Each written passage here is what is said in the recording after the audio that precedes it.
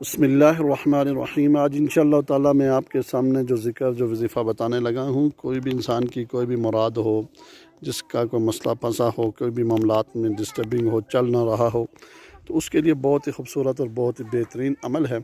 جس وقت یہ آپ عمل کریں گے تو انشاءاللہ تعالیٰ آپ کے جتنے بھی مراد ہیں، جتنے بھی معاملات ہیں، وہ اللہ کی طرف سے، اللہ کی مدد سے انشاءاللہ تعالیٰ آپ کا معاملہ حل ہو جائے گا۔ اور یہ وظیفہ جو میں آپ کو بتا رہا ہوں، رحمان اور رحیم والا، یا رحمان بحق مجمع البحرین، ٹھیک ہے، آپ نے یہ پڑھنا ہے۔